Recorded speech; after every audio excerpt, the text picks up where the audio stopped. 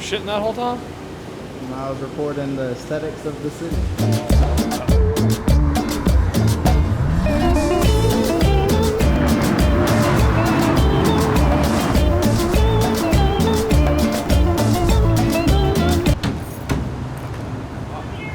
Dogs out. Let me out of here. What's up, buddy? Man, what type of hostage situation you got going on here? Trash and then the intro. That's what I think about Corvettes. Yeah, well, you're wrong about that. Well, I guess in this video we're gonna be installing my cage kit's cage, steering wheels, some tire squirters, a bunch of other odds and ends. You're the only person I know who can buy a car and cage it within less than a year. We'll have It was this like many miles. no, it was more than 3 months because it took like 2 months to get the cage. But yeah, it was like 4 or 5 months. You built the whole. It's a necessity though. In the That's span- not that fast. If I had all the parts right away, it would be really easy. But God damn, it was like it's the new elevated hoop style cage kits. So they had just finished designing it when I was ordering it, and the guy called me. He's like, "You want the elevated hoop? You get way more room." I was like, "Definitely." My beautiful jack point. Ooh. I actually welded these little pieces in because I was gonna do some notch pipes, but I don't have a notcher, and it's taking forever. And it's not the bar is symmetrical. The exhaust was welded on, bent. What else did we do since the last day? My squirters. High tech right there. It's like a garden nozzle hose sprayer squirter thing to cool down the tires. What do you want me to do, Chevy?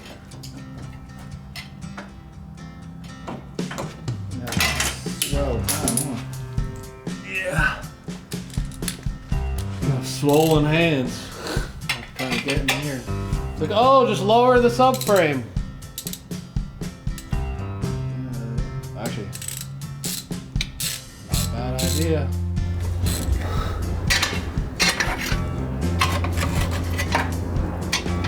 Yeah.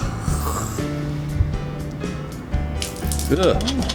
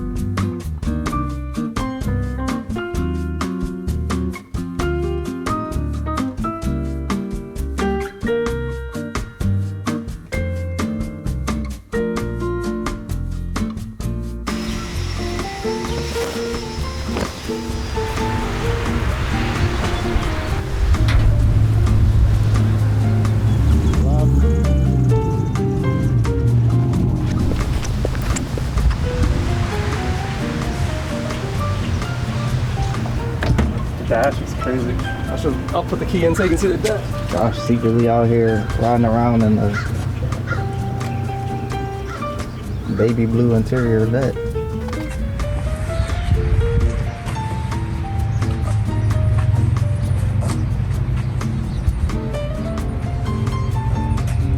You have Torx bits? Yeah, not going to size. Actually, this one. Are they massive ones? Or just like that? This hopefully work for all of them. For those that wonder what happened to his, it bossed up. I know you missed it. Come on. Nope. Yeah, I didn't think he did, honestly. Well, yeah, he probably doesn't even miss it. No. Besides being able to sell it for way more money nowadays. Yeah, true. I don't know. I mean, I don't know how you fit in that thing. Like, I fit in it fine, but it was just like I put stock seats. the seat. Oh no, I got a Recaro, a fake one, and then I slammed it all the way to the ground with some kind of rails, and then I even take the butt pad out of it and use it for a lumbar instead. So I'm like on the base of the Recaro. But Yeah, I remember I was like driving it in Towson, and I just like put my hand out the door, and I was like grabbing the bottom of the door, like the door skin, and I was like, dude, this thing is not safe. That's what makes it the greatest car ever. Well, you're small.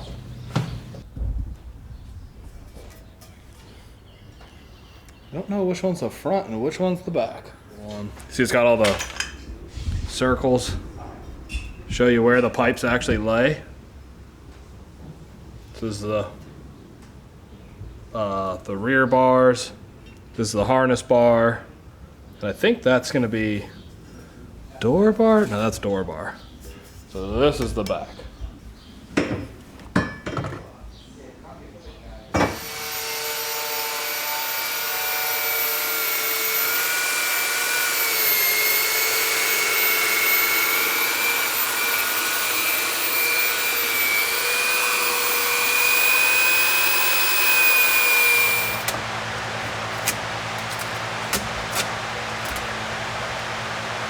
What would you rate the level of difficulty so far?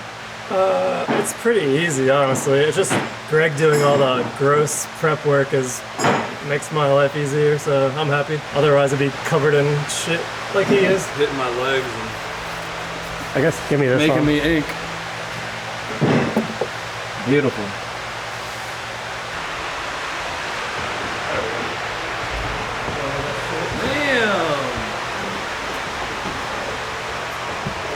Oh damn, that's gonna be real tight.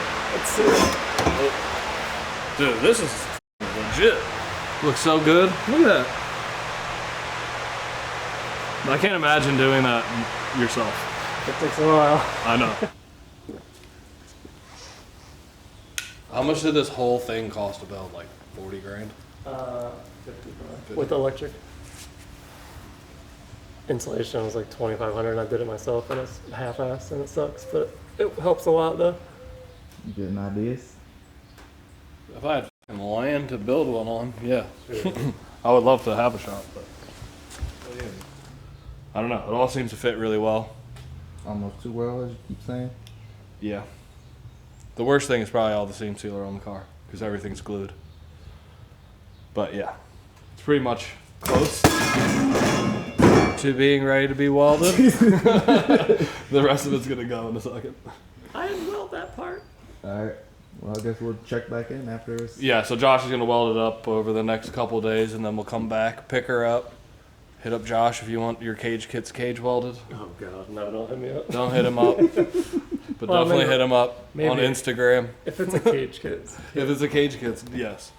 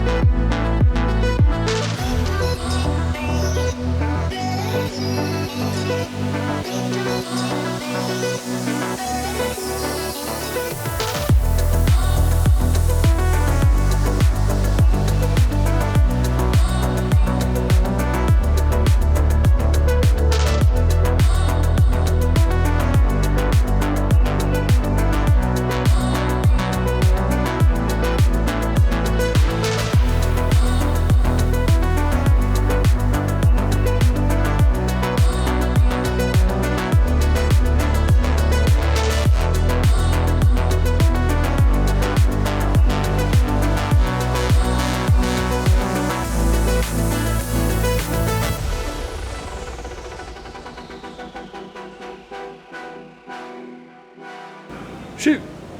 You ready? Shoot, there it is. Yeah, so basically to get the cage in here, you have to cut the rear tub. It's just fiberglass that's glued to the frame rails because this is basically like a body on frame car, but it's glued fiberglass. So you just cut a little rectangle out there on both sides so you can weld straight to the steel chassis. These front points up here, it's pretty straightforward. You just get rid of all the seam sealer and all that junk on there. And then the base plates fit perfectly, weld them right in. Up here is a little bit weird actually. My door controls are not working because my harness was accidentally cut during the cage install. So now I don't have door controls or window controls. Lost a finger. Yeah. So yeah, these are the door bars. They're pretty sweet. But the weird thing about these are, since they're FD cages, if you look up in here, there's the anti-intrusion bar usually welds to the firewall, but since the firewall in these is fiberglass, they put a plate in there that bolts. You can see the bolts right up there, and that's your anti-intrusion. And the point of the anti-intrusion is if you get into an accident with drifting, it's really common, you smack your front wheel. Your wheel can actually go through like the firewall or into your firewall and like crush your feet. So any FD legal cage, you're gonna need to have an anti-intrusion. But since it's fiberglass, I guess that's their workaround. Everything's like super tight, the roof fits. I'd actually trim little pieces off of this top to get it to fit, which took forever. Taking the dash in and out 1,000 times took forever. I got my fresh Momo wheel that matches perfectly. The blue with the white goes with the wheels and all that. Was that planned? Yeah. Wheels, you already saw the wheels, right?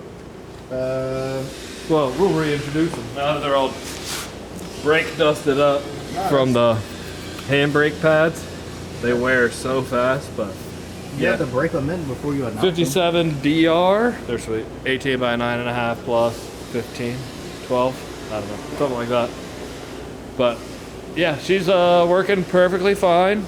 Angle's great, suspension's great, cage is sweet. I fit perfectly in there. There's tons of room.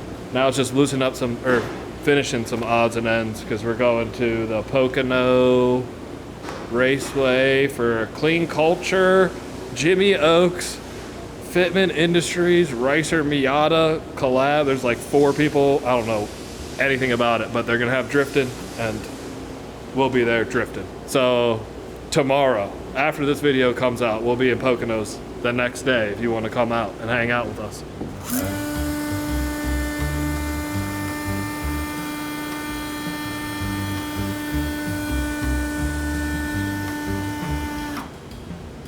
So it's just like a random Amazon like $15 washer reservoir with a pump. It's really just power, ground. I am gonna run it through this harness with a relay, but I basically just screwed this little mount into the fiberglass here, and then I ran a hose out the bottom. It came with that mount? Yeah. And there's just a little washer hose that came with it out of the bottom, and then I just routed this line to the right rear tire above the crash bar, and then this one literally comes right out this hole right up here, and the squirter's like right here. It's actually slightly lower. And then I just bought some garden hose sprayers for it because normal washer sprayers shoot a lot of washer fluid and it's like puddles. You don't want to just waste all your puddles. So these ones mist, so it's really fine. So it should evaporate a lot faster so I don't end up wasting fluid, and the evaporation is actually what cools the tire. And that's the whole point of installing this, because once you go out on track after a lap, your tires are gonna be, I don't know the degrees, but really hot. And then if you keep going, then eventually you'll delaminate the tires, you'll lose tire grip, and then basically just make your tires not last as long. So you add this, after a few laps, just squirt it for a couple seconds, let them cool down, and then go back out, and hopefully you can get like double the tire life. The only thing is refilling this reservoir since it's pretty small, but I keep a 7-gallon tank of water on top of the Sequoia anyway, so it'll be easier for us to refill it at the track. But yeah, hopefully it just adds a lot more tire life because that's the most expensive thing when it comes to drifting. Unless somebody out there want to sponsor us with tires. Yeah, give me free tires, please. Because I already bought a lot of tires this year and I feel like I haven't driven that much. So I just gotta run the power and ground through this harness, tap it somewhere into here that gets power from the ignition, and then the harness comes with a switch already pre-wired. It's some cheap like floodlight wiring harness. I think it was a Nylite harness, the LED brand. I figured it's all already here. It'll be way easier. It's got a relay. It's got an inline fuse. So it'll be easier for me to just modify this to make it work. And yeah, so that's pretty simple. And the rest is tires, alignment, the usual. And then I got some cool fancy APR hood vents because these aftermarket headers on C6 Corvettes, they get the engine bay so hot it ends up like destroying your wiring harness, and also just increases the temperature under the hood, which increases the temperature of your oil, increases the temperature of your coolant. So 2 vents right over the headers hopefully help with some cooling because we were getting a little bit hot at an event that we will talk about at a later date.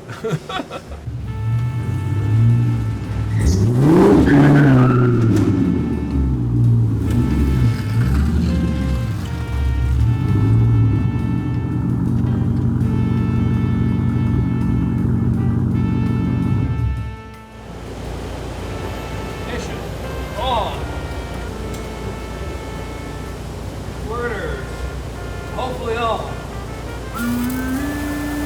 Yeah. Oh man, drippy. Yeah. Had to Too make much. it squirt before you guys left. See ya.